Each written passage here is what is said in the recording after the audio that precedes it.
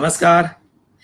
महाराष्ट्र शासनाचा मराठी भाषा विभाग, राज्य मराठी विकास संस्था आणि मिती क्रिएशन्स आयोजित मराठी भाषा संवर्धन पंधरवडा आपण सगळे साजरे करत आहोत. 14 जानेवारी पासून 28 जानेवारी पर्यंत. मराठी भाषेची महती सांगणारा हा अद्वितीय डिजिटल सोहळा जागर मराठीचा. याचे प्रायोजक आहेत माध्यम प्रायोजक महाराष्ट्र टाइम्स आणि झी 24 तास. दररोज संध्याकाळी 4 वाजता आपण सगळेजण भेटतो आहोत. माहिती आणि जनसंपर्क महासंचालनालय, मिती ग्रुप आणि राज्य मराठी विकास संस्था यांच्या फेसबुक पेजवरती आणि युट्यूब चॅनलवरती. मंडळी, आज आपण ऐतिहासिक साहित्य या विषयासंदर्भात बोलणार आहोत आणि बोलण्यासाठी आपल्याकडे मराठीमधील 2 दिग्गज माणसं आहेत. एक माणूस असा आहे की ज्यानं 1988 साली पानिपत ही कादंबरी लिहिली आणि त्या कादंबरीला इतका प्रचंड आणि अमाप प्रतिसाद लोकांचा मिळाला की आजतागायत त्याच्या 42 आवृत्त्या निघालेल्या आहेत. त्याच्या निदान लाखाहून अधिक प्रती संपल्या असतील. हिंदी, पंजाबी, गुजराती, कन्नड भाषात त्यांची भाषांतर झालेली आहेत. आणि याच्या व्यतिरिक्त पांगिरा, झाडाझडती, महानायक, चंद्रमुखी, संभाजी अशा एकाहून एक सरस कादंबऱ्या, रणांगण सारखं नाटक, not gone with the wind, क्रांतीसूर्य, चंद्रमुखी, लस्ट फॉर लालबाग यासारखी देखणी पुस्तकं, ज्या पुस्तकांनी लोकांच्या मनामध्ये घर करून ठेवलेलं आहे. साहित्य अकादमीचा पुरस्कार त्या व्यक्तीने मिळवला आहे. प्रियदर्शनी पुरस्कार मिळालेला आहे. नाथमाधव पुरस्कार मिळाला आहे. भारतीय भाषा परिषदेचा पुरस्कार आहे. राम गणेश गडकरी यांच्या नावाचा पुरस्कार आहे. विखे पाटील पुरस्कार आहे. मूळच्या कोल्हापूर जिल्ह्यातील नेर्ले गावातील शेतकरी कुटुंबामधला पहिला शिक्षण घेऊन नंतर IAS अधिकारी बनलेला, बालपणी व्ही शांतारामांच्या पिंजरा चित्रपटामध्ये छोट्याशा मुलाची भूमिका करणारा, अनेक रूप धारण करणारा, बहुविध प्रतिभेची धन ज्याला जन्मतः गवसलेली आहे, असा मराठीतला एक अजरामर लेखक, कुशल प्रशासकीय अधिकारी, सन्माननीय विश्वास पाटील. मी आपल्या सगळ्यांच्या वतीने विश्वास पाटील सरांचं या कार्यक्रमामध्ये मनपूर्वक स्वागत करतो. थोड्याच वेळात डॉक्टर अमोल जॉईन होतील. सर, मनापासून स्वागत आहे तुमचं. मंडळी, इतिहास म्हटलं की इतिह असं त्याची आपण व्युत्पत्ती करतो. हे असं असं घडलं आणि असं असं घडलेल्या गोष्टीबद्दल ज्या वेळेला साहित्य निर्माण केलं जातं, त्याच्यातून ललित साहित्य निर्माण केलं जातं, त्यावेळेला इतिहास नव्याने जागा होतो आणि मग तो आपल्या समोर उभा राहतो. या घडून गेलेल्या इतिहासाला आपल्या लेखना काय म्हणूया, अजरामर करून ठेवलं. इतिहास अजरामर असतोच, परंतु मधून तो अत्याधुनिक पिढीला नव्याने इतिहासाची ओळख करून द्यावी लागते, ती ऐतिहासिक साहित्यामधून. आणि ती ओळख करून दिलेली आहे पानिपतकार विश्वास पाटील यांनी. सर, धन्यवाद. ऐतिहासिक साहित्य या विषयावरती आपण बोलणार आहोत. तुमची पहिलीच पानिपती कादंबरी ही प्रचंड गाजली. मला तुम्हाला एक छोटासा प्रश्न सुरुवातीलाच विचारायचा आहे की पानिपत या विषयानं तुमच्या मनात घर कधी कळलं? पानिपत 5व्या इयत्तेत असताना तो धडा शिकवला जात होता.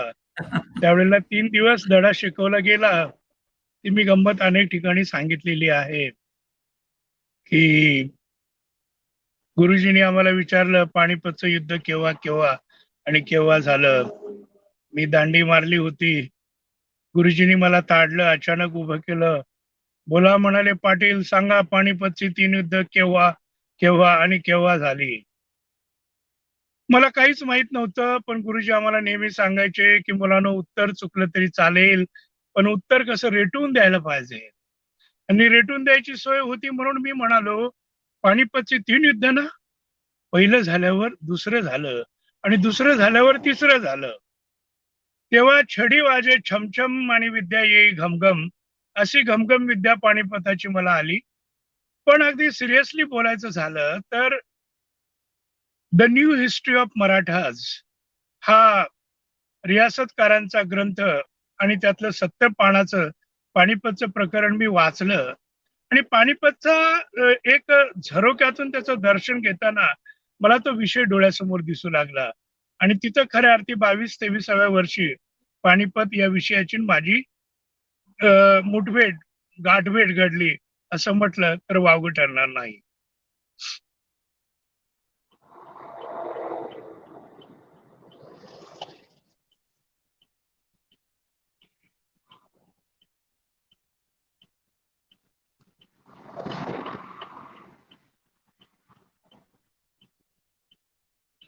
माफ करा, आपला आवाज मला ऐकू येत नाहीये.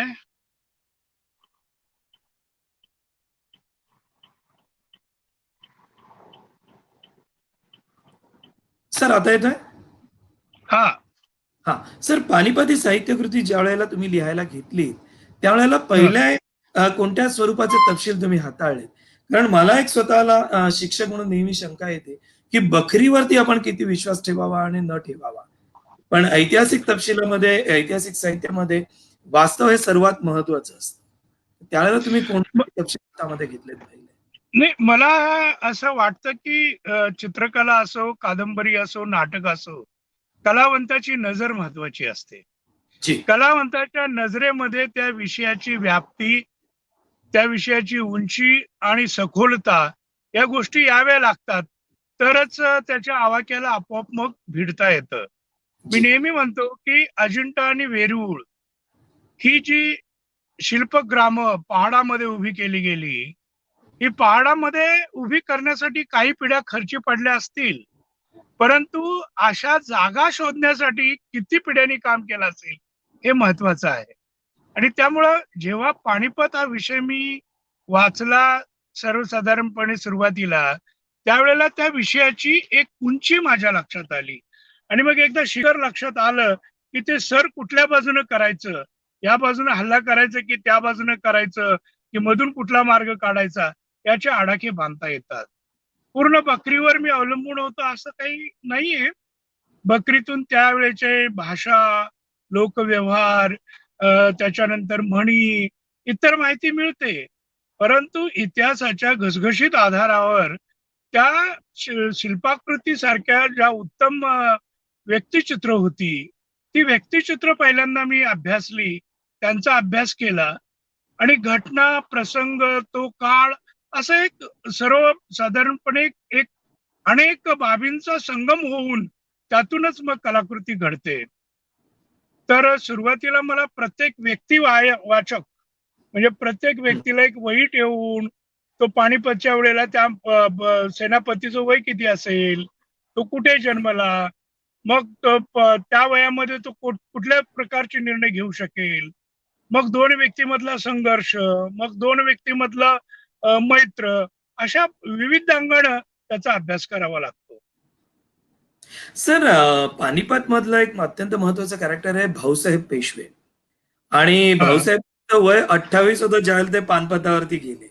आणि तुमची कादंबरी जेव्हा प्रसिद्ध झाली तेव्हा तुमचं वय 28 होतं. हा काही हो, योगायोग आहे? हो. हो, योगायोग आहे. फार फार छान योगायोग आहे. पण सर, ह्या ऐतिहासिक कादंबरीचा विषय कसा निवडला जातो? ते बीज मनात कसं पडतं? आपण फक्त पानिपत बद्दल बोललो, परंतु तुम्ही नंतर संभाजी लिहिलेली आहे, तुम्ही त्याच्यानंतर महानायक कादंबरी लिहिलेली आहे. या ऐतिहासिक कादंबरी बीज मनामध्ये कशी रुजतात? माझ्या बाबतीत म्हणाल तर केवळ एक वाङ्मयीन अपघात आहे. मला कधी ऐतिहासिक कादंबरीकार वगैरे व्हायचं नव्हतं. जी. 10व्या वर्षी माझी तरुण भारतच्या अंकामध्ये कथा स्पर्धेमध्ये कायदा नावाची स्त्रियांच्या प्रश्नावरची कथा आलेली आहे. हं, हं. वयाच्या 17व्या वर्षी माझी पहिली जी कादंबरी प्रकाशित झाली, अंबी नावाची, त्यावेळेला मी कॉलेजात FY ला होतो आणि अरे! महाराष्ट्र शासनाच्या नवलेखक अनुदान योजनेमध्ये तिला अनुदान मिळालेलं होतं. तिचा विषय हं, हं. सुद्धा स्त्रियांचं जीवन हाच होता. पण माझ्या असं लक्षात आलं, की पानिपत या विषयाकडे मी ज्या पद्धतीनं पाहतो आहे, त्या पद्धतीनं कोणी पाहत नाही आणि ते पाहणं आणि त्या बड्या फलकावर ते कोणीतरी मांडणं आवश्यक आहे. अन्यथा ज्यावेळेला मी पानिपत लिहायला घेतली होती, त्यावेळेला मला अगदी स्पष्ट मराठीत बोलायचं झालं तर वेड्यात काढलेलं होतं लोकांनी.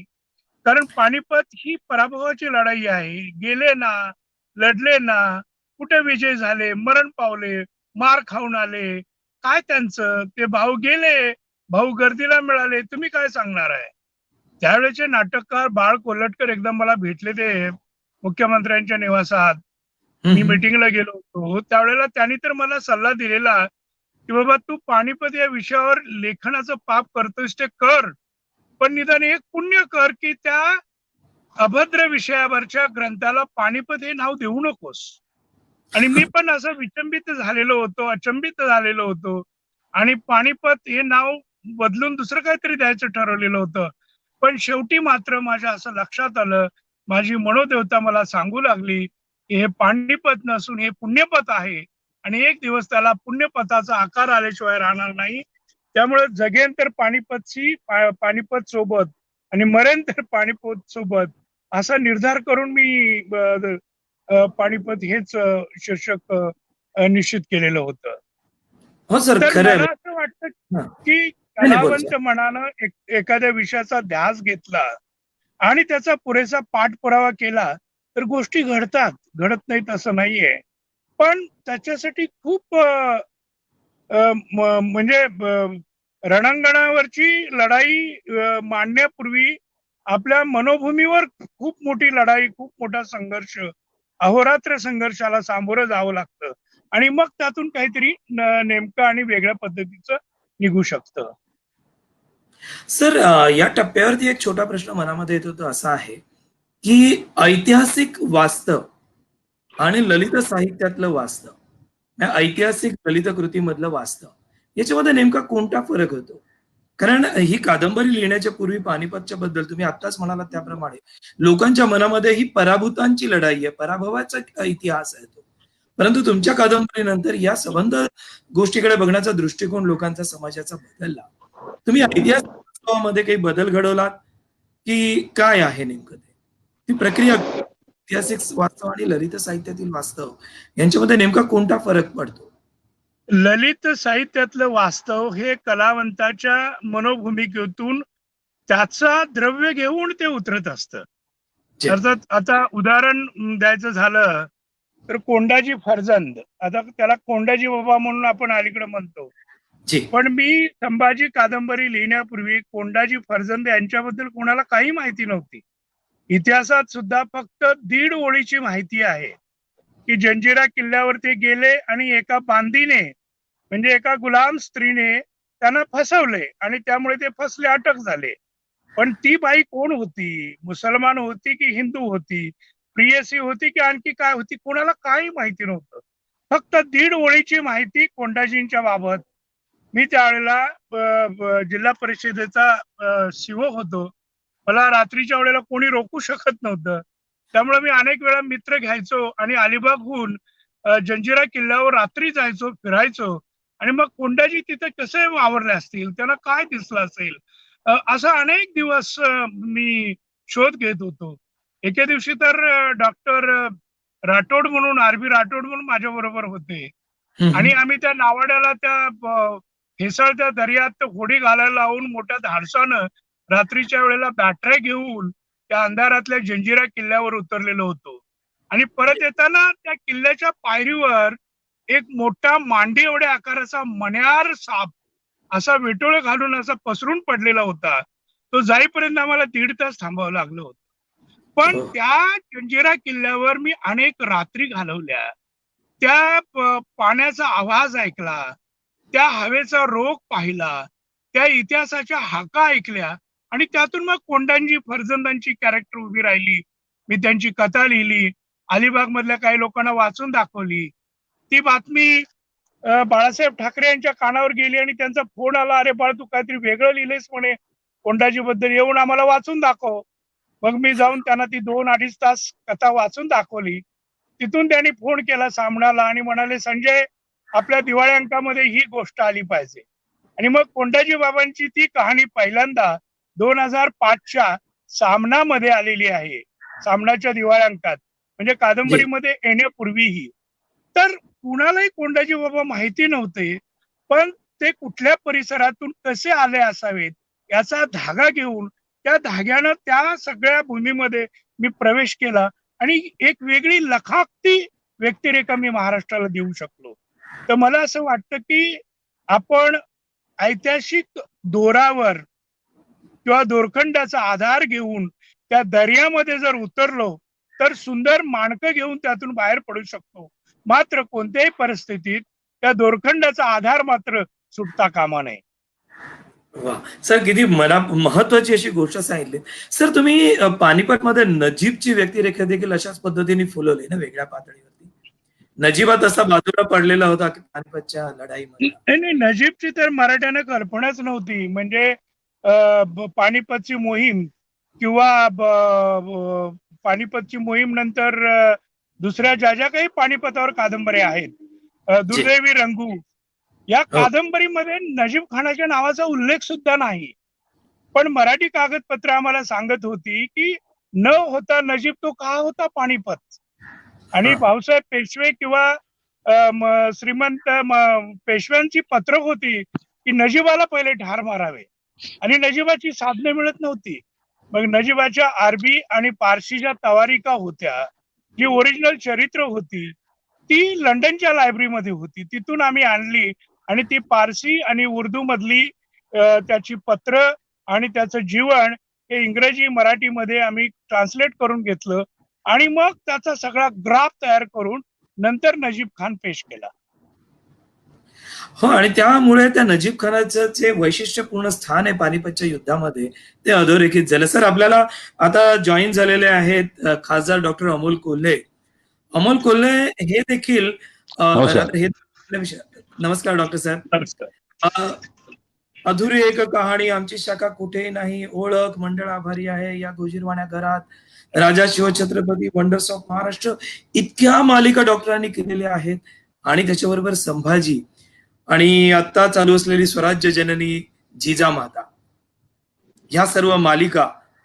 अरे आवाज कोणाचा, ऑन ड्युटी 24 तास, मराठी टायगर्स, मुलगा, रंगकर्मी, रमा माधव, राजमाता जिजाऊ साहेब, बोला अलक निरंजन यासारखे अनेक चित्रपट, शंभूराजे, बंधमुक्त, प्रपोजल, शिवपुत्र संभाजी, महानाट्य, महानाट्य, जाणता राजा शिवछत्रपती यासारखी, आणि भगवासारखं नृत्य नाट्य, अशी अद्भुत कामगिरी ऐतिहासिक आणि सामाजिक मनोरंजनाच्या क्षेत्रामध्ये डॉक्टर तुम्ही बजावलेली आहे. आता डॉक्टर तुम्हाला याला थोडासा उशीर झाला. त्याचं कारण मला वाटतं आता आपण स्वराज्य जननी, जिजामाता या मालिकेचं शूटिंग करता करता आलायत का? होय, स्वराज्य जननी जिजामाता मालिकेचं शूटिंग सुरू आहे आणि ज्या शिवचरित्रातल्या भागाचा कायमच एक थरार जाणवतो, त्या अफजल खान वधाचा जो एकूण सगळा प्रसंग आहे त्या चित्रीकरणाच्या जवळपास आम्ही आहोत. त्यामुळे ते चित्रीकरण सुरू असताना मी आपल्याला जॉईन झालोय. क्या बात आहे. म्हणजे मजेशीर गोष्ट आहे. ऐतिहासिक मालिकेमधला महाराष्ट्राच्या एकूण राजकीय सामाजिक जीवनातला अत्यंत महत्वाचा प्रसंग, महाराष्ट्राच्या राजकीय सामाजिक जीवनामध्ये प्रत्यक्षतः खासदार डॉक्टर अमोल कोल्हे बजावत असलेली भूमिका आणि त्यांची मालिकेतली भूमिका, या सगळ्यांच्या मध्ये आपल्याला एक साधर्म्य आढळतं. पण रसिकाओ, मला आणखीन एक साधर्म्य इथे अधोरेखित करायचंय. मगाशी विश्वास पाटील यांच्या वयाबद्दल मी थोडंसं बोललो. सदाशिव बरं का डॉक्टर, ज्या वेळेला पानिपतावर गेले तेव्हा त्यांचं वय 28 होतं. विश्वास पाटलांची पानिपत जेव्हा प्रसिद्ध झाली तेव्हा त्यांचं वय 28 होतं. डॉक्टर, तुम्ही छत्रपती शिवरायांची भूमिका ज्या वेळेला केली त्यावेळेला तुमचं वय 28 होतं, आणि ज्या प्रसंगाचं तुम्ही आता चित्रीकरण करता आहात त्यावेळेला महाराजांचं वय देखील 28 होतं. हा एक अद्भुत योगायोग आहे, नाही का?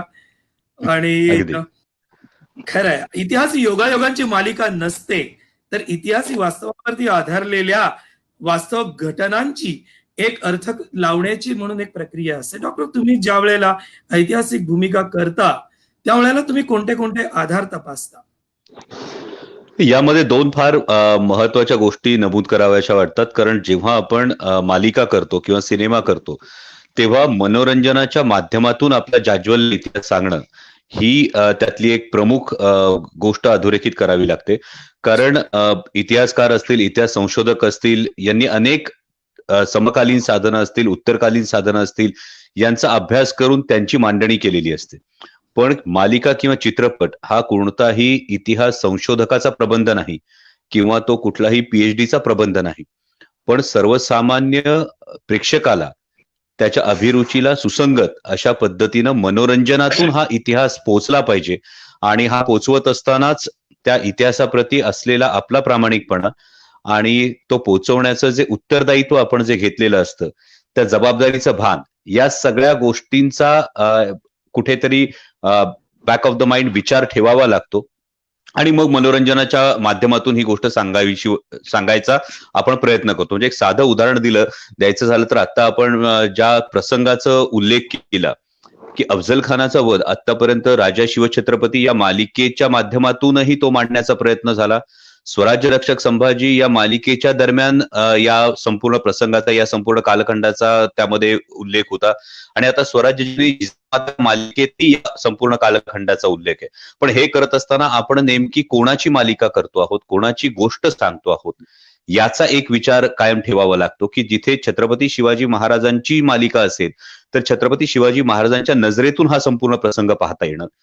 स्वराज्य रक्षक संभाजी मालिका असताना त्यावेळी जे अवघं लहानगं वय होतं छत्रपती संभाजी महाराजांचं, त्यांच्या नजरेतून हा प्रसंग दाखवणं आणि आता आई म्हणून, कुटुंब प्रमुख म्हणून आणि स्वराज्य जननी म्हणून राष्ट्रमाता जिजाऊ मासाहेबांच्या नजरेतून हा संपूर्ण कालखंड उलगडणं, या गोष्टींचं हलकसं भान मला वाटतं असं ठेवावं लागतं आणि जर हे भान ठेवलं तर मग त्याचं जे उद्दिष्ट असतं ते उद्दिष्ट आपल्याला साध्य करता येतं. डॉक्टर, हाच विषय थोडा पुढे घेऊन मी पुढे जातो की तुम्ही शंभूराजांची भूमिका केलीत आणि महाराजांची भूमिका करता आहात. म्हणजे तुम्ही खरं तर पहिले शंभूराजे हे नाटक केलं, मग छत्रपतींची भूमिका केलीत, मग तुम्ही पुन्हा छत्रपती संभाजी महाराजांच्यावरती स्वराज्य रक्षक संभाजी मालिका केली आणि आता जिजाऊंच्या वरच्या मालिकेमध्ये छत्रपतींची भूमिका करता आहात. हा एक झिगझॅग प्रवाह आहे. त्याच्यामध्ये एक कलावंत म्हणून तुम्ही त्याला इंटरप्रिट कसं करता? आधी तुम्ही एक अभ्यासक म्हणून ते पाहिलं, पण एक अभिनेता म्हणून तुम्ही कशा पद्धतीने बघितलं याचं? अभिनेता म्हणून मला कायम असं वाटतं की हे एक वेगळं आव्हान आहे. पण अभिनेता म्हणून या भूमिका साकारत असताना मी एक खूप सोपी थिअरी वापरतो की त्यासाठी त्या व्यक्तिमत्वाचं, जे व्यक्तिमत्व आपण करतो आहोत, ही व्यक्तिमत्व लार्जर दॅन लाईफ आहेत. त्यामुळे मुळात या व्यक्तिमत्वांकडे अभिनेता म्हणून बघत असताना एका बर्ड व्ह्यूनी पाहावं लागतं की वैयक्तिक अमोल कोल्हेला महाराजांच्या नखाची सर नाही, मी फक्त एक प्रतिरूप साकारतो आहे, ही गोष्ट एक मनात ठेवावी लागते. म्हणजे मी कायम त्याला म्हणतो की या भूमिकांची तयारी करत असताना शारीरिक, मानसिक आणि बौद्धिक अशा 3 पातळ्यांवर याची तयारी करावी लागते. त्यामुळे आपण हे करत असताना जी व्यक्तिरेखा आता आपल्याला साकारायची, त्या व्यक्तिरेखेचा एकूण सायकोलॉजिकल ग्राफ काय असेल, मग त्या व्यक्तिमत्वाचा एकूण स्वभाव वैशिष्ट्य काय असतील, याची एक कुठेतरी बांधणी आधी मनात करावी लागते. म्हणूनच स्वराज्य रक्षक संभाजीमध्ये छत्रपती संभाजी महाराज साकारत असताना त्यावेळी असणारं प्रेशर ऑफ स्पीच असेल, त्यावेळी असणाऱ्या डोळ्यांच्या हालचाली असेल, त्यावेळी असणारी पावलं असतील, त्यावेळी असणारी खांद्यांची पोझिशन असेल, याच्यात बदल आहे. कारण छत्रपती संभाजी महाराज हे जन्माला आले तेव्हापासूनच उद्याचे राजे म्हणून त्यांच्याकडे पाहिलं गेलं होतं आणि त्या गडांवर, रेड कार्पेटवर त्यांचं जे चालणं असेल तर heel first and toe last या पद्धतीचं त्यांचं पाऊल आहे. पण जेव्हा छत्रपती शिवाजी महाराजांचं बालपण होतं, रानावनात फिरताना, बांधावरून चालताना सरळ पावलाने चालता येत नाही, पाऊल थोडं तिरपं ठेवावं लागतं. त्यामुळे ती चाल तशी असेल, तो विचार संभाजी महाराज साकारत असताना डोळे आणि शब्द एकावेळी आले पाहिजेत आणि शिवाजी महाराज साकारत असताना आधी तुमचे डोळे बोलले पाहिजेत आणि मग तुमचे शब्द आले पाहिजेत. त्यामुळे कोणत्याही भावनांचा सुवर्ण मध्य म्हणजे छत्रपती शिवाजी महाराज आणि त्या भावनांची 2 टोकं म्हणजे छत्रपती संभाजी महाराज, अशा पद्धतीनं त्याचा एक सायकोलॉजिकल ग्राफ हा मी बांधत असतो. आणि ते करत असताना तुम्ही पाहिलं असेल तर स्वराज्य रक्षक संभाजी या मालिकेत संभाजी महाराज साकारत असताना डोळ्यांच्या हालचाली आणि तेच शिवाजी महाराज साकारत असताना त्या डोळ्यांमध्ये असणारी स्थिरता, त्यामध्ये असणारा एक दृढ निश्चय, या गोष्टी हलकेसे त्यामध्ये बारकावे भरण्याचा मी स्वतः एक प्रयत्न करत असतो. कलाकार म्हणून मी काय म्हणतो की खूप समृद्ध व्हायला होतं, कारण एकाच प्रसंगाकडे पुन्हा पुन्हा पाहत असताना तुम्हाला त्या प्रसंगातले अनेक बारकावे अचानक लक्षात येतात, अरे गेल्या वेळी मी याचा विचार नव्हता केला, आणि पुन्हा तो बारकावा भरण्याचा प्रयत्न होतो. त्यामुळे या व्यक्तिरेखा साकारताना कलाकार म्हणून नक्कीच खूप समृद्ध होणं ही एक प्रक्रिया निरंतर चालू राहते. सर, विश्वास पाटील सर, तुम्हाला हे कितपत मान्य आहे ही सतत समृद्ध होण्याची प्रक्रिया चाललेली असते? एक लेखक म्हणून तुमच्यामध्ये कोणत्या प्रकारची वाढ झाली, तुमचा विकास झाला, तुमच्या व्यक्तिमत्वाला समृद्धता लाभली? कारण सर मला विचारायचं या दृष्टिकोनातून की तुम्ही सनदी अधिकारी होतात आणि तुम्ही प्रशासनावरती पकड मिळवलेली होती. त्या दृष्टिकोनातून ऐतिहासिक साहित्य तुम्हाला काय देऊन गेलं? जशी नवी साधनं मिळतात तसं अधिक समृद्ध व्हायला होतं, ही गोष्ट खरी आहे. चिंतन, मनन, परीक्षण, प्रत्यक्ष निरीक्षण या सर्वातून एक वेगळा फरक पडतो. आणि त्यामुळं त्याच्या पाठीमागं लागावंच लागतं, त्याचा जी. अभ्यास करावाच लागतो. आणि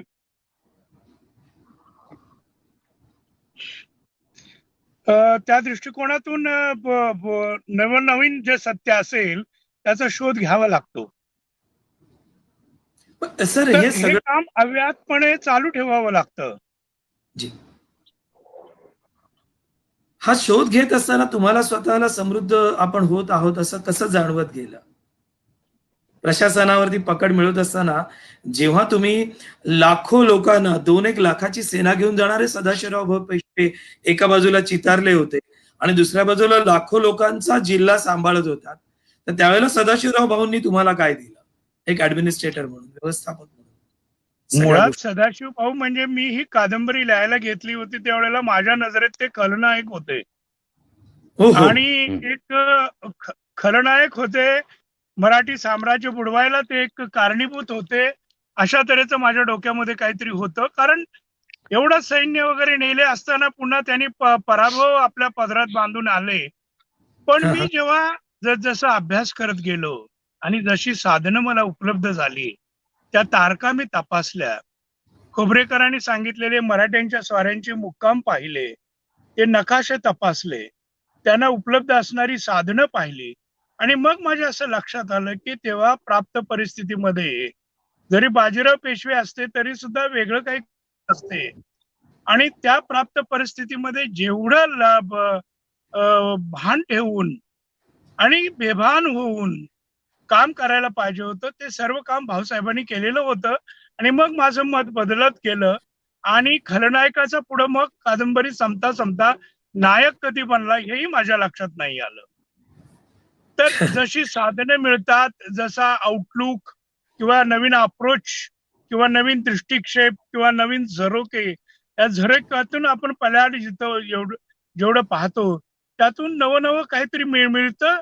आणि हे नवतेची किरणच कलावंताला, लेखकाला अधिक समृद्ध बनवत राहतात. ही गोष्ट खरीच आहे. सर एक प्रश्न असा आहे, की ऐतिहासिक सत्याला काल्पनिकतेची जोड देताना नेमकं काय घडत असतं? काल्पनिकतेची जोड म्हणजे त्यातून फक्त असं आहे की वास्तवतेचा जो कणा आहे, तो वास्तवतेचा कणा न मोडता कल्पनेच्या झुल्यावर तुम्ही झुलला तर त्याला काही हरकत नाहीये. पण केवळ हं, कल्पनेचा झुला आणि पायाखालची दांडी जर वास्तवाची नसेल, तर तुम्ही त्या झुल्याच्या खाली कोसळता. आणि म्हणून जे बेसिक जो स्टडी आहे, तो असायलाच हवा. त्याशिवाय तुम्ही चांगली उत्तम कलाकृती देऊ शकत नाही. म्हणजे मला आठवतंय महाराजांवरती रणजित देसाईंनी श्रीमान योगी लिहिलेली होती. त्या कादंबरीमध्ये मनोहारी नावाची एक व्यक्तिरेखा त्यांनी निर्माण केलेली होती. त्या मनोहारी व्यक्तिरेखेने एक वेगळ्या प्रकारचा असा बॅलन्स साधायचा प्रयत्न श्रीमान योगीमध्ये रणजित देसाईंनी केला होता. डॉक्टर ते तुम्हाला आता मला मला मला एक गमतीदार आणि महत्वाचं उदाहरण आठवलं, की जी. सुभाष बाबू नेहरू आणि गांधीजी हां. यांच्यामध्ये नेहमी वाद-विवाद आणि आक्षेप किंवा वेगवेगळे प्रवाह आहेत. पण या तिघांचे संबंध कसे होते? तर सुभाष बाबूंना काँग्रेसमधून, जे सुभाष बाबू 2 वेळेला भारतीय नॅशनल काँग्रेसचे अध्यक्ष होते, हो. त्यांना कलकत्त्यामध्येच काँग्रेसमधून हद्दपार करण्यात आलं. आणि हा हद्दपार करण्याचा प्रस्ताव स्वतः महात्मा गांधींनी मांडला. महात्मा गांधींनी तो पास करून घेतला. जाहीर सभेमध्ये गांधीजींच्या समोर नेहरू उठले आणि त्यांनी सांगितले, की सुभाषच्या झाल्या असतील काही चुका, पण त्यासाठी तुम्ही एवढी शिक्षा बापू देऊ नका. पण जाहीर सभेतलं ते आर्जव नेहरूंचं गांधीजींनी ऐकलं नाही आणि सुभाषबाबूंना सरळ काँग्रेसमधून त्यांची हकालपट्टी केली. पण योगायोग असा पहा, की सुभाषबाबू आणि नेहरू यांची व्यक्तिगत मैत्री अशी होती. दोघांमध्ये वयाचं फक्त 6 वर्षाचं अंतर. जेव्हा नेहरू कलकत्त्याला जायचे, तेव्हा सुभाषबाबूंच्याच घरी मुक्कामाला असायचे. आणि काँग्रेसमधून काढून टाकल्यावर सुद्धा रात्री नेहरूंचा मुक्काम सुभाषबाबूंच्याच घरी होता. दुसऱ्या दिवशी सकाळी नेहरू अलाहाबादला निघाले. त्यांना मोटारीनं सोडायला सुभाषबाबू निघाले. मोटारीत बसू लागले. इतक्यात त्यांची पुतणी गीता पळत पळत आली गुलाबाची एक दांडी घेऊन आणि तिने सुभाष बाबूंच्या हातात ती गुलाब दांडी दिली, कारण तिला माहिती होतं चाचाजींना गुलाबाची फुलं खूप आवडतात. मग सुभाष बाबूंनी पटकन गुलाबाचं फुल खुडलं आणि ते नेहरूंच्या कोट्याला लावू लागले. इतक्यात नेहरूंचं लक्ष गेलं की गुलाबाचा काटा डसलेला आहे आणि सुभाषच्या पोटातून रक्त गळतंय. नेहरू म्हणाले, अरे अरे लुक सुभाष, तुझ्या पोटातून रक्त गळतंय. त्यावेळेला सुभाष बाबू 2 पावलं पाठीमाग झाले, आपल्या कोटाच्या खिशातला रुमाल काढला, रक्त पुसलं आणि हळूच हसत म्हणाले, जाऊ द्या भाऊ, विधात्यानं फुलं दिली तुमच्यासाठी, काटे ठेवले माझ्यासाठी. मला वाटतं या ठिकाणी हा प्रसंग सत्य आहे की असत्य आहे याचा विचार केला तर ही कलावंत मनाची देणगी आहे. कारण त्या दिवशी सुभाष बाबूंची हकालपट्टी केली होती हे वास्तव आहे. नेहरूंचा मुक्काम होता हे वास्तव आहे. सुभाष बाबू त्यांना स्टेशनवर स्वतः सोडायला जायची हेही वास्तव आहे. पण मी गुलाबाची एक दांडी दिली आणि त्या दांडीतून कोणाला शेवटी काटे मिळाले आणि कुणाला फुलं मिळाली हे सांगितलं. मला वाटतं ह्या ज्या छोट्याशा जागा असतात, छोटेसे हे झरोके असतात, हे झरोके मोर पिसासारखे कलावंतांना भरायचे असतात आणि मग कल्पना आणि सत्य या दोनोचा सुंदर संगम घडून येतो. हा सर, किती सुंदर. डॉक्टर, अनेक लोकांना माहिती आहे आणि ते स्क्रीनवरती सुद्धा यायचं की मालिकेतील बराचसा लिहिलेला आहे. जवळपास 90% स्क्रीन प्ले राज्यरक्षक संभाजी मालिकेचा स्क्रीन प्ले. तर हा बोला. यामध्ये आमची संपूर्ण टीम कार्यरत होती. हे केवळ एकाचं काम नाही, पण वाहिनीच्या ज्या सोजल सावंत, मृण्मयी कुबेर आणि आमचे दिग्दर्शक कार्तिक केंडे, प्रतापराव गोंगावणे, नंतर लतिका सावंत, हे सगळेजण या प्रोसेसमध्ये इन्व्हॉल्व्ह होते. त्यामुळे ते एकट्याचं श्रेय नाही, इट्स अ टीम वर्क. पण विचारा. माझा प्रश्न असा होता की आता पाटील सरांनी आपल्याला सांगितलं की ऐतिहासिक सत्याला त्यांनी कशा पद्धतीने सजवलं आणि मोरपिसासारखं आपल्यासमोर आणून ठेवलं. तुमच्या लेखनामध्ये, प्रवासामध्ये तुम्हाला हे काही प्रसंग सापडले का? हो, अनेकदा. म्हणजे जवळपास 750 एपिसोड्स करत असताना जवळपास प्रत्येक ठिकाणी ही गोष्ट घडत होती. म्हणजे जेव्हा आम्ही दिलेर खानाचा, संभाजी महाराज दिलेर खानाकडे गेले, हा प्रसंग ज्यावेळी चित्रित करत होतो त्यावेळी जवळपास मला आठवतं 70 एपिसोडचं चित्रीकरण आम्ही केलं होतं. आणि मग त्यामध्ये काय घडलं असू शकतं याच्या शक्यता, जसं आता सरांनी सांगितलं, विश्वास पाटील साहेबांनी सांगितलं त्या पद्धतीनं, इतिहास समोर येताना तो बिंदू स्वरूपात येतो. त्यात काही तथ्य असतात, काही सत्य असतात, पण त्या एका सत्याकडून दुसऱ्या सत्यापर्यंत जाण्याचा प्रवास त्या 2 सत्यांशी प्रामाणिक राहून आपल्याला आपल्या कलात्मकतेने विणायचा असतो. आणि तो त्या 2 सत्य बिंदूंशी प्रामाणिक राहून जर आपण विणला तर मग ती कल्पनेची भरारी तुम्ही किती आश्वासक आणि किती विश्वासू पद्धतीनं मांडता त्यावर प्रेक्षकांनी तुम्हाला स्वीकारणं अवलंबून असतं असं मला वाटतं. आणि असे प्रसंग तर एक ठिकाणी अनेक वेळा आले. म्हणजे जसं की नक्की आता स्वराज्यजननी जिजामाता मालिकेमध्ये महाराज प्रतापगडावर जातात. तर महाराज प्रतापगडावर जात असताना नक्की जिजाऊ माँसाहेबांबरोबर त्यांचं काय बोलणं झालं असेल, हा संपूर्णपणे लेखकाच्या कल्पनाशक्तीचा भाग येतो. कारण त्याचं डॉक्युमेंटेशन, तुम्हाला एक्झॅक्ट डॉक्युमेंटेशन मिळत नाही.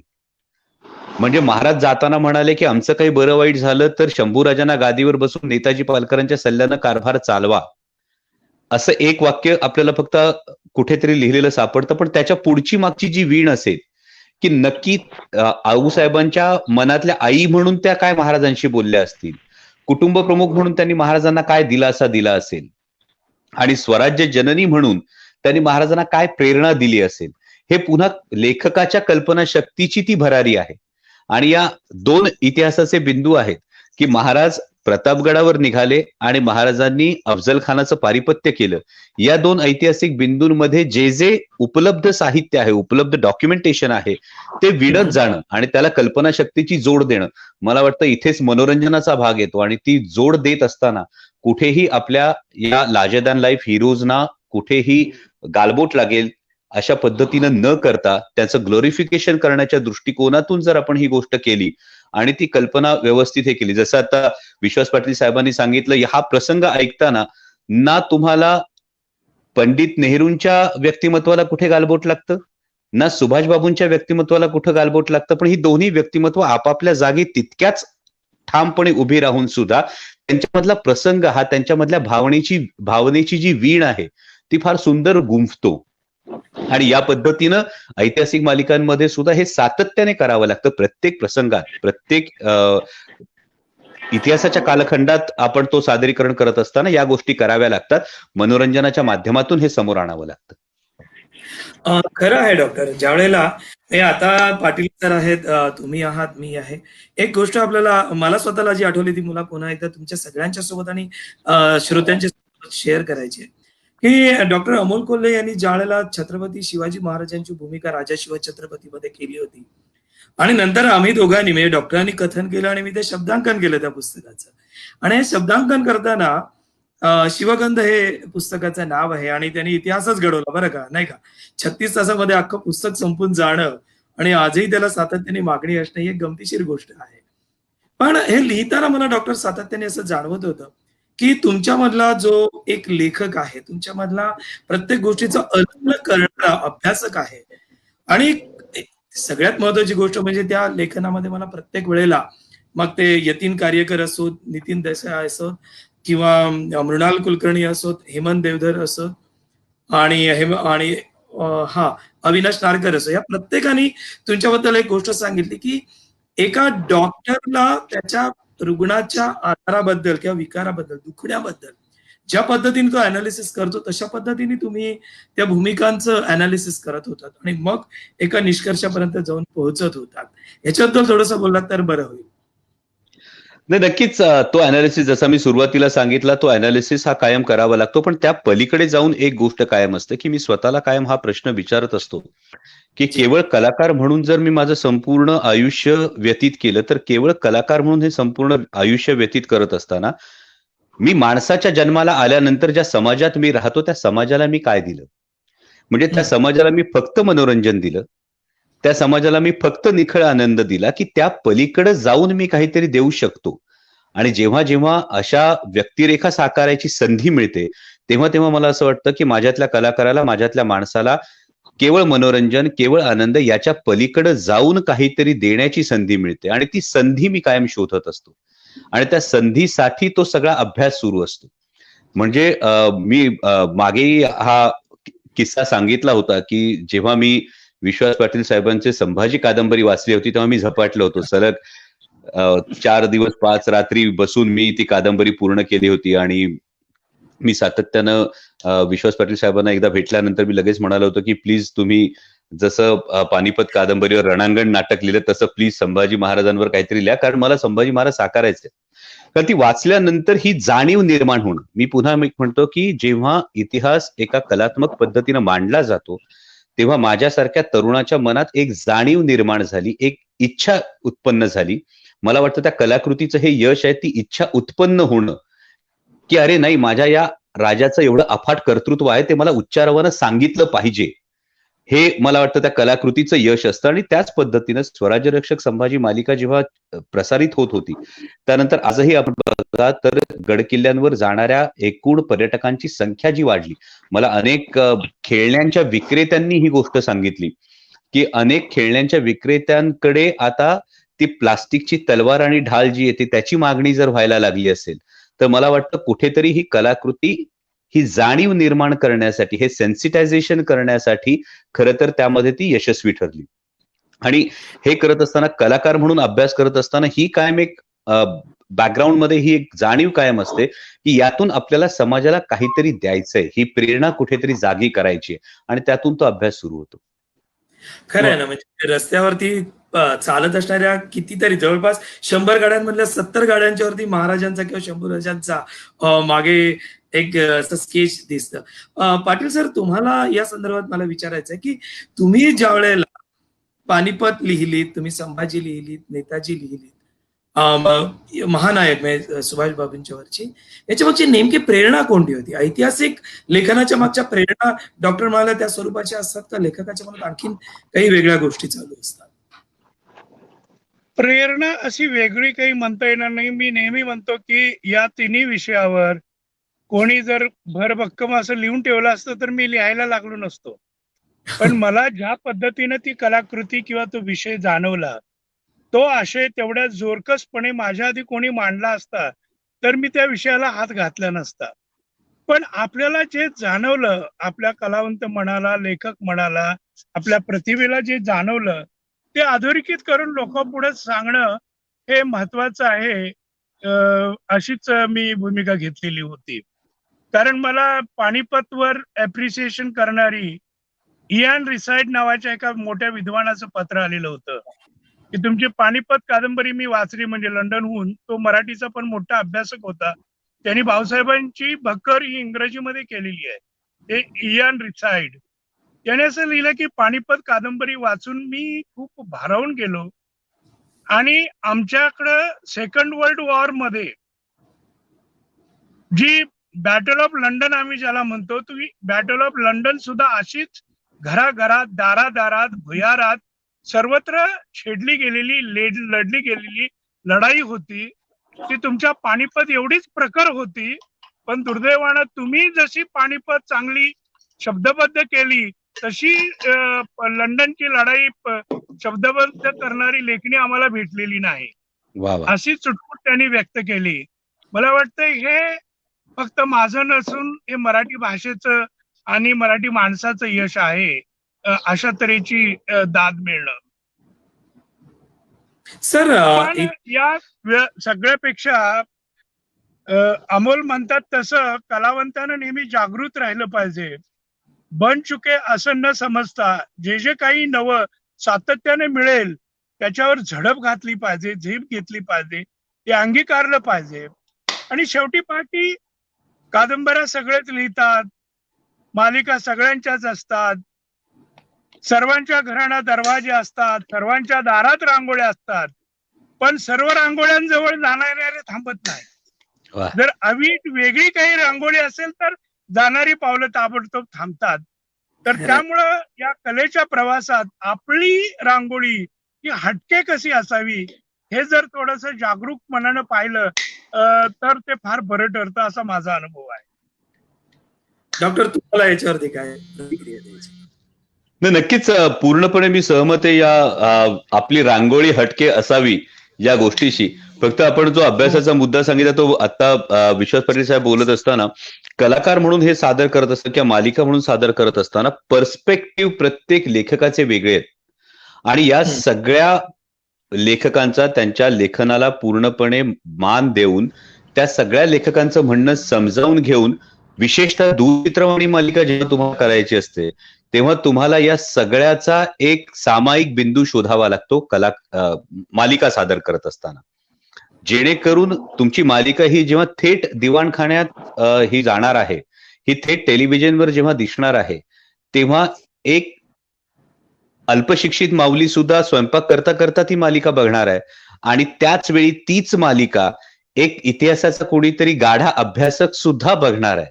या दोघांचंही समाधान व्हावं अशा पद्धतीनं, अशा त्या सामायिक बिंदूवर येऊन तुम्हाला ती मालिका सादर करावी लागते. ती केवळ स्वयंपाक करता करता मालिका बघणाऱ्या एखाद्या माऊलीसाठी नसावी आणि ती केवळ त्या इतिहासाच्या गाढ्या अभ्यासकासाठी नसावी, या दोघांसाठी सुद्धा ती असावी याचं एक भान विशेषतः दूरचित्रवाणी मालिका करताना करावं लागतं. सिनेमा करताना याला एक थोडं स्वातंत्र्य असतं, नाटक करताना आणखी स्वातंत्र्य असतं. कारण नाटक असेल तर नाटक बघण्यासाठी जो तुमचा प्रेक्षक असतो ते ऐतिहासिक जरी असले तरी तो विशेष त्याचा वेळ काढून तिकीट काढून नाट्यगृहात आलेला असतो, त्यामुळे त्याची एक मानसिकता तयार असते. दूरचित्रवाणी मालिका करताना या सगळ्याचा विचार करून जेवढं साहित्य उपलब्ध आहे, जेवढ्या साहित्यिकांचं वेगवेगळं म्हणणं आहे, जेवढ्या वेगवेगळ्या महाराष्ट्राच्या भागामध्ये त्या व्यक्तिमत्वाकडे बघण्याचे वेगवेगळे दृष्टिकोन आहेत, या सगळ्याचा एक धांडोळा घेऊन त्याचं एक सामायिक चित्र उभं करणं, मला वाटतं दूरचित्रवाणी मालिकांमधला हा एक वेगळा अभ्यास आहे. आणि सरते शेवटी तो सगळं झाल्यानंतर सुद्धा रांगोळी जेव्हा काढायची वेळ येते तेव्हा ती रांगोळी काढताना आपली रांगोळी कशी वैशिष्ट्यपूर्ण आहे ते मात्र सर म्हणतात तसं बघावंच लागतं. अगदी खरं आहे. पाटील सर, 3 महत्वपूर्ण कालखंडामधल्या 3 महत्वपूर्ण घटना आणि 3 महत्वपूर्ण व्यक्तींवरती लेखन करताना तुम्ही नेमकी कोणती मला ऐकू येत नाही तुमचा आवाज. सर, मी असा प्रश्न विचारला. आवाज येतोय सर? हा थोडा कमी येतोय, हा सर, तुमचा लाऊडली येत नाही. प्रवास त्याच्यामुळे असेल ते. सर बघा, 3 महत्त्वपूर्ण कालखंडातील 3 महत्त्वपूर्ण घटना आणि 3 महत्त्वपूर्ण व्यक्तींवर तुमचं लेखन झालेलं आहे. तर लेखन करताना कोणती काळजी घेतली तुम्ही त्यावेळेला? असा माझा प्रश्न आहे सर.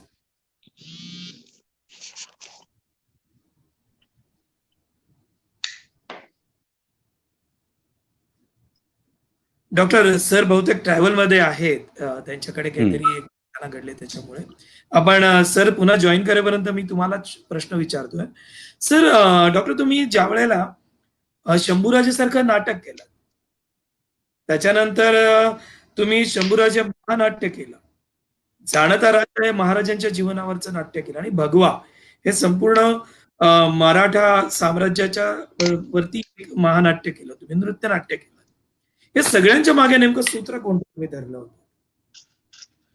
नाही, एक सूत्र असं म्हणता येत नाही, पण मनोरंजनाच्या माध्यमातून हा इतिहास पोहोचवणं याचं हे कायम सामायिक सूत्र असतं. पण दुसरी ही गोष्ट असते की नेमकं तुम्ही कोणत्या प्रेक्षक वर्गासमोर किंवा तुम्ही ज्या प्लॅटफॉर्मवर हे सादर करता आहात, नेमका त्याचा आयाम किती मोठा आहे. कारण जसं तुम्ही शंभूराजे नाटकाचा विषय घेतलात किंवा भगवा हा नृत्य नाट्याविष्कार होता, हा तसं बघितलं तर बंदिस्त सभागृहातल्या या दोन्ही गोष्टी होत्या.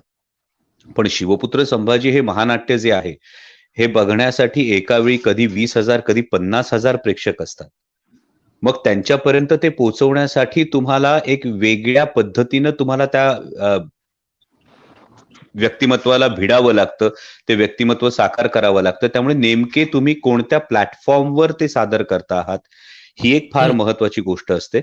आणि ते सादर करत असताना तुम्हाला आत्ताचे सामाजिक राजकीय संदर्भ हे कुठेतरी बॅक ऑफ द माइंड ठेवून ते तुम्हाला त्यानुसार पुढे जावं लागतं, की याच्यातून नेमके रिपकशन्स काय होणार आहेत, याच्यातून तुम्ही नेमका कोणता संदेश देऊ इच्छिता आणि तो संदेश कशा पद्धतीने देऊ इच्छिता. यामध्ये दोन फार महत्वाच्या गोष्टी आहेत. एक म्हणजे एक अगदी काही काळापूर्वी असं होतं की ही ओळख करून देणं, त्या व्यक्तिमत्वाची ओळख करून देणं, हा कायम त्याच्यामधलं पहिलं सूत्र असतं. पण त्याच्या पुढचं सूत्र हे मला जास्त महत्वाचं वाटतं, की त्या व्यक्तिमत्वाची ओळख करून देत असताना त्या व्यक्तिमत्वाचा विचार तुम्ही पोहोचवू शकता का, त्या विचारापर्यंत तुम्ही इतरांना नेऊ शकता का, याचा एक कायम विचार मनात ठेवणं हे फार गरजेचं असतं. आणि पूर्णपणे हे मालिकेचं, पूर्णपणे चित्रपटातून हे साध्य होत नाही, पण किमान या विचारापर्यंत मला जायचंय ही इच्छा तुमच्या प्रेक्षकाच्या मनात निर्माण करणं किंवा हे वाटणं. मला अनेक जण विचारतात की हे नाटक सादर करत असताना किंवा महानाट्य साकार करत असताना तुम्ही स्वतःला झोकून देता. मी काय असं म्हणतो की या महानाट्याचं यश काय असेल असं मला वाटतं, तर हे माझं महानाट्य पाहिल्यानंतर समोर बसलेल्या 20-25 हजार प्रेक्षकांमधल्या किमान 500 जणांना जरी वाटलं ना की मला या व्यक्तिमत्वाबद्दल आणखी जाणून घ्यायचंय आणि त्याची पावलं जर पुस्तकांकडे वळली, तर मला वाटतं ते त्या कलाकृतीचं सगळ्यात मोठं यश असेल. पाटील सर आपल्याला जॉईन झालेत पुन्हा एकदा. सर मी मगाचाच प्रश्न विचारू आपल्याला? हा विचारा. मी असा प्रश्न विचारत होतो सर, 3 महत्वपूर्ण कालखंड भारताच्या इतिहासामधले, त्यातल्या 3 महत्वपूर्ण घटना आणि त्यातल्या 3 अत्यंत महत्वाच्या व्यक्ती, त्यांच्यावरती लेखन करत असताना तुम्ही नेमकी कोणती काळजी घेतली आणि तो अभ्यास कसा केला होता?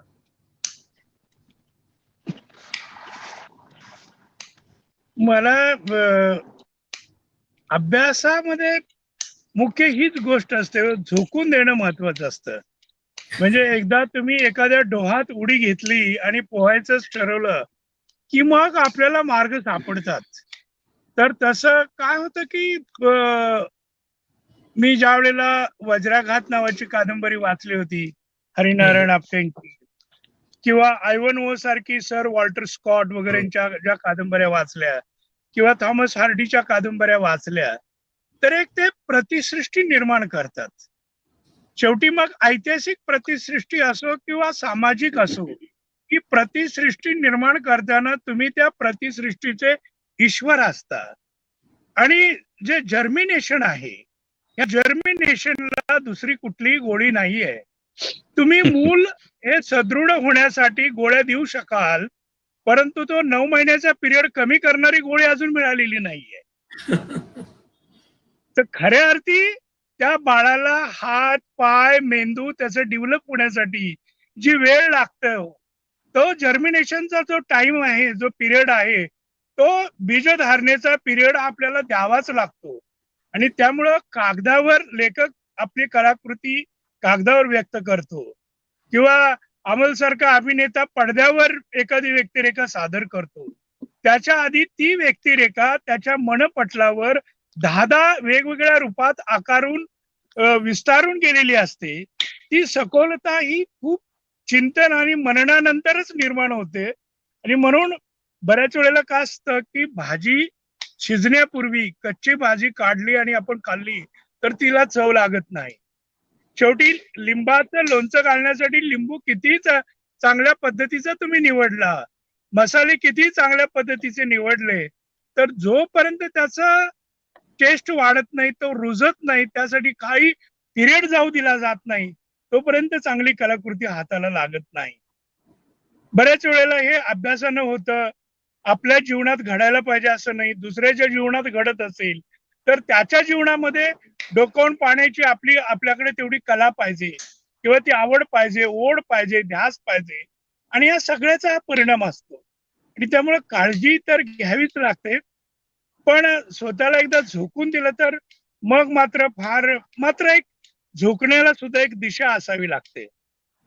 तुम्हाला सांगतो की आपल्याला परखड मित्र मिळायला हवेत, नाहीतर काही करायच्या आधी वाह दादा क्या बात है, हे हिंदी फिल्म इंडस्ट्रीमध्ये काही करायच्या आधीच वाह दादा क्या बोले क्या बात है, हा मूर्खपणाचा रस्ता असतो. तुम्ही चुलेला आहात. ऑमलेट अनेक जणांना करता. ऑमलेट जे आहे, ऑमलेटची चव प्रत्येक जण सांगू शकतो, पण थोड्या लोकांना बनवता येतं. तर तुमची कलाकृती कशी आहे, वाचक आणि प्रेक्षक आवडली ना आवडली हे तुम्हाला व्यवस्थित सांगू शकेल, परंतु ती बनवणं हे तुमच्या हातात असतं. त्यासाठी तुम्ही पुरेसं संशोधन करणं, चिंतन मनन, अभ्यास ध्यास या गोष्टी शेवटी उपयोगी पडतात. इथे एक दोघांनाही माझा कॉमन प्रश्न आहे. हा प्रश्न मागे सुद्धा एकदा विचारला होता मी. आपण रवींद्र नाट्य मंदिरमध्ये होतो त्यावेळेला. आता पुन्हा तोच प्रश्न विचारतो, की डॉक्टर जेव्हा तुम्ही अभिनय करता आणि पाटील सर तुम्ही जेव्हा लेखन करता त्यावेळेला इतक्या प्रत्येकारितेने तुमचे ते शब्द तुमच्या मुखामधून येतात किंवा तुमच्या लेखणीमधून कागदावरती अवतरतात. त्या व्यक्तिरेखा तुमच्या कानामध्ये येऊन बोलतात का? त्या व्यक्तिरेखा आम्ही त्यावेळेला अशा पद्धतीने वागलो होतो असं सांगतात का? डॉक्टर मला एक प्रसंग आठवतोय, की महाराज प्रतापगडावरती आलेले आहेत आणि सईबाईंचं निधन झालंय. आणि तुमच्या कानावरती महाराजांच्या कानावरती वार्ता येऊन पडते सईबाईंचं निधन झालंय. आणि मग गोमाजी काका वगैरे सगळे तुम्हाला सांगत असतात आणि तुमची पाठ बोलते, तुमचे शब्द बोलत नाहीत, तुमचा चेहरा दिसत नाही. हे सगळं तुम्ही कशा पद्धतीने त्यावेळेला आविष्कृत केलं, आणि जेव्हा तुम्ही संवाद म्हणता त्यावेळेला ते कशा पद्धतीने तुम्ही आविष्कृत करता? नाही, नक्कीच. तर ते खूप पुन्हा विश्वास पाटील साहेबांचंच उत्तर या प्रश्नाला सुद्धा लागू होईल, की जोपर्यंत ते मुरत नाही, ते झिरपत नाही, तोपर्यंत ते अभिव्यक्त करता येत नाही. ती बोचणी कुठेतरी मनाला लागायला हवी. ती बोचणी जोपर्यंत मनाला लागत नाही तुमच्या, आणि ती एकदा बोचणी तुमच्या मनाला लागली की मग कलाकार म्हणून तुमचं ते खूप काम सोपं होऊन जातं असं मी सांगेन. पण हे करत असताना प्रत्येक वेळी तुम्हाला ती बोचणी आणि तो प्रसंग, म्हणजे आता तुझ्या प्रसंगाचं हे झालं तेव्हा मी अचानक शांत झालो, कारण 2च दिवसांपूर्वी मी पुन्हा हा प्रसंग चित्रित केला, की सईबाई आणि महाराजांची शेवटची भेट किंवा त्यांची ताटातूट हा प्रसंग चित्रित करत असताना तुम्हाला त्या व्यक्तिमत्वाच्या पुन्हा एकदा अंतरंगात जावं लागतं, की नेमकं महाराजांना काय वाटलं असेल. म्हणजे एकीकडे स्वराज्यावर असलेलं संकट, दुसरीकडे स्वतःच्या जीवाला असलेलं संकट, आणि तिसरीकडे की अंथरुणाला खिळलेल्या पत्नीला सोडून जिच्या पदरात जेमतेम 2-2.5 वर्षाचं मूल आहे, अशा पत्नीला सोडून जाणं तिचं कधीही खबर येऊ शकते. त्यावेळी नेमकी ती भावनिक आंदोलनं महाराजांच्या मनात काय असतील याचा काय विचार होतो. म्हणजे मी याच अनुषंगाने सांगेन की मी सुरुवातीला ज्या प्रसंगाचं चित्रीकरण करणार आहे ते म्हणालो अफझल खान वध. मला परवा एकाने गमतीनं हा प्रश्न विचारला की एकूण किती वेळा आतापर्यंत अफझल खान वध झालाय. म्हटलं कलाकार म्हणून हे खरं तर मी म्हणेन भाग्य आहे, पण जवळपास सगळी नाटकं, महानाट्य, मालिका, चित्रपट असं मिळून किमान 50 वेळा मी पुन्हा पुन्हा त्या प्रसंगाचा थरार घेतला. पण आजही जेव्हा तो प्रसंग समोर येतो तेव्हा तेच रोमांच आणि तोच थरारक अनुभव असतो, कारण तेव्हा तुम्हाला कुठेतरी महाराजांच्या अंतर्मनात काय नक्की भावनिक आंदोलनं असतील याचा जेव्हा तुम्ही विचार करता तेव्हा नकळत अंगावर तेच रोमांच उभे राहतात आणि तुम्ही त्याच तन्मयतेने, त्याच आत्मीयतेने तो प्रसंग साकारायला कलाकार म्हणून सिद्ध होता. तेव्हा मला वाटतं की जोपर्यंत ही मनोवस्था जी आहे, त्या व्यक्तिमत्वाची मनोवस्था आहे, ती तुमच्या मनात झिरपत नाही आणि ते व्यक्तिमत्व तुमच्यात कलाकार म्हणून मुरत नाही. ते एकदा मुरलं की नंतरचं काम सोपं होतं. पाटील सर, तुम्हाला याच्याबद्दल काय सांगायचं आहे? म्हणजे अ, नेताजी सुभाषबाबू आणि हिटलर यांची जी भेट झालेली आहे ती चितार्थ आहे. एका बाजूला नेताजी आणि जवाहरलाल नेहरू यांचे वारंवार होणारे संवाद आणि गांधीजींच्या बरोबरचे त्यांचे मतभेद आणि मनभेद जे आहेत हे तुम्ही ज्याला शब्दबद्ध करताय, प्रत्येक वेळेला या महान व्यक्तिरेखांना सांभाळत सांभाळत तुम्ही ते मांडताय. हे कसं तुम्ही करत होता? हिटलरच्या भेटीबाबत आपण विचारतात काय? होय. नाही, हिटलर ची भेट ही सुभाषबाबूंच्या जीवनातलं फेल्युअर होतं. म्हणजे जवळजवळ सुभाषबाबू युरोपमध्ये 12 महिने ते 13 महिने वाट पाहत होते हिटलरच्या भेटीची, आणि शेवटी जी भेट मिळाली ती साधारणतः 50 मिनिटाची भेट होती. पण हिटलरने त्यांना एवढी मदत केली की त्यांना सबमेरीन देऊन, पाणबुडी देऊन सुखरूप ईस्ट एशियामध्ये पोहोचवण्याचं काम केलं. पण आपल्याला हेही लक्षात ठेवायला पाहिजे की जेवढं जर्मनीमध्ये सुभाषबाबूंचं मिशन फेल्युअर गेलं, तेवढंच जपानमध्ये ते प्रचंड यशस्वी झालं. कारण कदम कदम बढ़ाए जा, खुशी के गीत गाए जा, ये जिंदगी है कौम की तू कौम पे लुटाए जा, ही घोषणा देत जेव्हा इम्फाल आणि कोहिमाकडे नेताजी चालले होते, त्यावेळेला जपाननी आपलं 3 डिव्हिजनचं सैन्य म्हणजे 60,000 जवान जपानी नेताजींच्या झेंड्याखाली लढाईसाठी बर्मा फ्रंटवर पाठवलेले होते. पुढे दुर्दैवानं त्या वर्षी 1 महिना आधी पाऊस सुरू झाल्यामुळं, युद्धाचं पारडं फिरल्यामुळं, अनेक कारणामुळं त्या 60,000 पैकी जवळजवळ 35,000 हे तिथेच मरण पावले रस्त्यामध्ये इम्फाल कोहिमाच्या. एवढं मोठं प्रचंड हानी जपानची झालेली होती. पण एखाद्या राष्ट्राला मदत करावी तशी सुभाषचंद्र बोस नावाच्या एका व्यक्तीला जपानने मदत केली. याच्यामध्येच सुभाष बाबूंचं व्यक्तिमत्व किती तेजस्वी असलं पाहिजे, किती संमोहक असलं पाहिजे, ते किती लोकांना आकर्षित करत असले पाहिजेत असं आपल्याला आढळून येतं.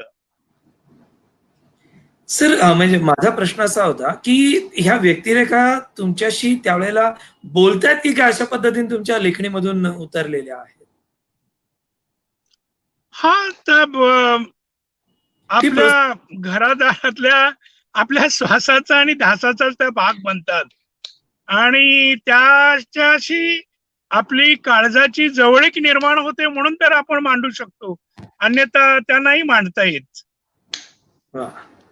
कारण शेवटी यांचा टप्पा जो असा, म्हणजे कोसावरचं स्वातंत्र्य सुभाष बाबूंनी हाकेच्या अंतरावर आणलं, याच्यासाठी त्यांनी काय केलं असेल ते त्यांच्या व्यक्तिमत्वाचा वेगवेगळ्या पद्धतीनं अभ्यास केल्यामुळं, आणि प्रत्येक घटनेमध्ये तो मनुष्य बोलेल कसा हे आपोआप एक प्रकारे तयारच होतं आपलं मन, कलावंत मन, की हे असेच बोलणार, हे असाच शब्द वापरणार. कारण तसे किती त्यांनी आयुष्यभरात शब्द वापरलेले आहेत, हे आम्ही वेगवेगळ्या पद्धतीने अभ्यासलेलं असतं. त्यांचा आवाज ऐकलेला असतो, त्यांची पत्र वाचलेली असतात, त्यांच्या फिल्म पाहिलेल्या असतात, त्यांच्या मित्रांनी त्यांच्यावर लिहिलेली पुस्तकं वाचलेली असतात, त्यांचे जीवनचरित्र वाचलेली असतात. तर एक प्रकारे समुद्र मंथनासारखाच हा प्रकार असतो. खरंय. हे समुद्र मंथन आणि आत्ताच्या आपल्या हे गप्पांचं जे मंथन आहे ते गेले तासभर चालू आहे. खरं म्हणजे हा तास संपूच नये असं आपल्याला वाटतंय. पण जाता जाता मला दोघांनाही एक प्रश्न विचारायचा आहे. दोघांनीही ऐतिहासिक कलाकृती अजरामर होतील अशा पद्धतीने इतिहासामधल्या सत्याला कल्पकतेची जोड देऊन कादंबरीमधून, कथांमधून, मालिकांमधून, चित्रपटांमधून, नाट्यांमधून, महानाट्यांमधून आविष्कृत केलेलं आहे. भविष्यातले आपले प्रोजेक्ट्स कोणते आहेत? डॉक्टर अमोल कोल्हे आधी तुम्ही सांगू शकाल का, की तुमच्या मनात आता काय करायचंय? कारण तुम्ही शिवाजी महाराजांच्यावरच्या 3 चित्रपटांची घोषणा केलेली आहे. नक्कीच आता स्वराज्य जननी जिजामाता ही जी मालिका सुरू आहे, ही मालिका पूर्णत्वाला नेणं हे एक फार मोठी जबाबदारी आहे. कारण जेव्हा आपण अशा विषयाला हात घालतो, तेव्हा तो विषय त्याच दिमागदार रीतीनं पूर्णत्वाला नेणं हेही आपलं कर्तव्य बनतं. त्या पद्धतीने स्वराज्य जननी जिजामाता ही मालिका पूर्णत्वाला नेणं हे पहिलं प्राधान्य असेल. त्यानंतर छत्रपती शिवाजी महाराजांच्या आयुष्यावर शिवप्रताप वाघनख, शिवप्रताप वचपा आणि शिवप्रताप गरुडझेप असे 3 चित्रपट आहेत. त्यानंतर जे मी ज्याला कायम एक ड्रीम म्हणतो, ते म्हणजे आत्ता आपण ज्या सगळ्या व्यक्तिरेखांचा किंवा ज्या सगळ्या कलाकृतींचा आपण उल्लेख करतो आहोत, या तसं बघितलं तर मराठी मुलखापर्यंत किंवा मराठी भाषिकांपर्यंत पोहोचलेल्या या सगळ्या गोष्टी आहेत. पण हाच आपला जाज्वल्य इतिहास जर आपल्याला देशाच्या कानाकोपऱ्यात पोहोचवायचा असेल, तर त्याच पद्धतीने हिंदी भाषेमध्ये सुद्धा या कलाकृती निर्माण झाल्या पाहिजेत आणि त्याचबरोबर जागतिक पातळीवर सुद्धा या कलाकृती निर्माण झाल्या पाहिजेत. त्यामुळे एक जागतिक पातळीवरचा छत्रपती संभाजी महाराजांचा सिनेमा हे तर कायमचं स्वप्न आहे. आणि जसं रणांगणवर जे पानिपताचा जो संग्राम आहे, जो रणसंग्राम आहे, त्या पानिपताच्या रणसंग्रामावर एक दिमागदार चित्रपट व्हावा आणि त्याचबरोबर आपले अनेक हिरोज आहेत. आपण खूप प्रामाणिकपणे जर ही गोष्ट कबूल केली, तर आपल्याकडे असणारा इतिहास, आपल्याकडे असणारे हिस्टॉरिकल हिरोज आणि त्या मानानं त्यांच्यावर उपलब्ध असणाऱ्या कलाकृती हे जर बघितलं, तर त्याचं प्रमाण खूप व्यस्त आहे. त्यामुळे नक्कीच मला पुढच्या काळात सदाशिवराव भाऊ साकारायला आवडतील. मला महात्मा ज्योतिराव फुले साकारायला आवडतील. मला शाहीर अण्णाभाऊ साठेंचा फकीरा साकारायला आवडेल. त्यामुळे या अनेक व्यक्तिरेखा आहेत ज्या खरं तर पिरियड फिल्ममध्ये जातील. पण या व्यक्तिरेखा माझ्या काळजाच्या जवळच्या आहेत आणि या व्यक्तिरेखा साकारायला मला खरोखर आवडेल. त्यामुळे जशी संधी मिळेल तशा या व्यक्तिरेखा साकारणं ही माझी नक्कीच प्रायोरिटी असेल. पाटील सर, तुमच्याकडनं आता नव्या कोणत्या ऐतिहासिक कलाकृतीची वाट बघावी? बघूया, अजून तसं नक्की काही नाही, पण चालू आहेत. अनेक रस्ते आणि वाटा खुणावत आहेत. बघूया आता नेमकी कुठली वाट आणि कुठला रस्ता सापडतोय. हो सर, नजीकच्या काळातल्या तमासगीर संप्रदायावर आणि कुटुंबावरती लिहिलेली तुमची एक कादंबरी आता सध्या गाजतीये. बरोबर ना सर? नाही, आता ऐकू येत नाही मला, मी हायवेवर असल्यामुळं थोडस. गाभुळलेल्या चंद्रबनात गाभोळलेल्या हा. चंद्रबनात बद्दल बोलतोय मी. गाभोळलेल्या वाचली का तुम्ही ती? काबुळलेल्या चंद्रबनात नुकतीच आलेली आहे. ती होय, होय. लोकांना खूप आवडते. त्याबद्दल काय बोलतात तुम्ही मला? मी असं म्हणत होतो, की नजीकच्या इतिहासातल्या घडलेल्या घटनांवरती आणि व्यक्तींवरती सुद्धा म्हणजे काल गोष्ट जी घडते ती आज इतिहास असते. आपण 4 वाजता हा कार्यक्रम सुरू केला, तो इतिहासात जमा झाला. तशा पद्धतीने नजीकच्या काळाला सुद्धा तुम्ही आता आविष्कृत करायला प्रारंभ केलेला आहे. ही अत्यंत महत्वाची गोष्ट आहे. पण डॉक्टर, तुम्ही जी मागणी केली तीच मी विश्वास पाटलांच्याकडे मागणी करतो, की संभाजीवरचा चित्रपटाचं जर तुम्ही काही मनावरती घेतलं लेखन करायचं, तर फार मजा येऊन जाईल. नाही का डॉक्टर? नाही, मला मी त्या दिवशी पण सांगितलेलं आहे की ज्या ध्येय साधनेनं आणि चिकाटीनं त्यांची ही नशा तशीच असेल, तर त्यांच्यासोबत काम करायला मलाही का आवडणार नाही. नक्कीच. या मलाही अत्यंत नक्की आवडेल, नक्की आवडेल. आणि मला त्यांचा अभिमान वाटतो की नारायणगाव सारख्या एवढ्या खेड्यापाड्यातून आलेला एक तरुण एवढ्या धाडसानं एवढ्या लांबचा दूरचा पल्ला गाठतो, त्याचा त्यांच्यापेक्षा मला जास्त आनंद आहे. Thank you sir.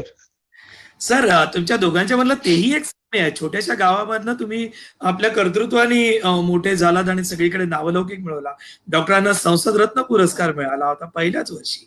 या सगळ्याच गोष्टी म्हणजे 10वीला ते 12वी आले होते, 12वीला 10वी आले होते, MBBS ला सर्वोत्तम यश मिळवलं. तुम्ही देखील सर तुमच्या कुटुंबामधले पहिले पदवीधर आहात आणि तुमच्या मार्गावरती अनेकांनी पाऊल ठेवून मार्गक्रमण केलेलं आहे. तुमच्या पावलावर पाऊल ठेवून अनेक इतिहासामधल्या लपलेल्या पाऊल खुणा आता नव्या पिढीमधले लेखक शोधायला लागलेत आणि त्याच्यावरती नव्या नव्या कलाकृती निर्माण होत आहेत.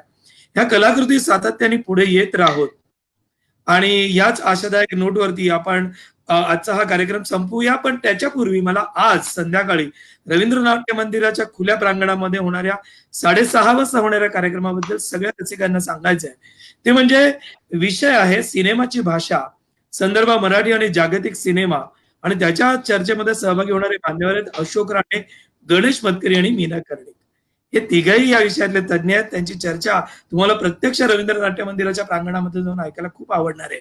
आणि जागर मराठीचा हा जो सगळा जागर चालू आहे त्याच्यामधला उद्याचा जो कार्यक्रम आहे त्या कार्यक्रमामध्ये कविता, गाणी आणि अभिवाचनाच्या साथीनं मराठी भाषेची महती सांगणारा अविस्मरणीय सोहळा बोलतो मराठी हा होणार आहे. आणि त्याच्यामध्ये नचिकेत देसाई आणि धनश्री देशपांडे हे गायक सहभागी होणार आहेत.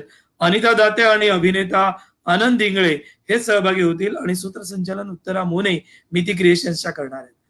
हा कार्यक्रम उद्या संध्याकाळी 4 वाजता माहिती जनसंपर्क महासंचालनालयाच्या तसेच मिती ग्रुपच्या आणि राज्य मराठी विकास संस्थेच्या फेसबुक पेजवर आणि युट्यूब चॅनलवरती होणार आहे. तर आज या सगळ्या लोकांच्या वतीनं मी सन्माननीय पानिपतकार लेखक विश्वास पाटील आणि संसद रत्न खासदार डॉक्टर अमोल कोल्हे यांचे ऋणनिर्देश करतो आणि आपल्या सगळ्यांची रजा घेतो. भेटूया संध्याकाळी 6:30 वाजता आणि उद्या संध्याकाळी 4 वाजता. धन्यवाद.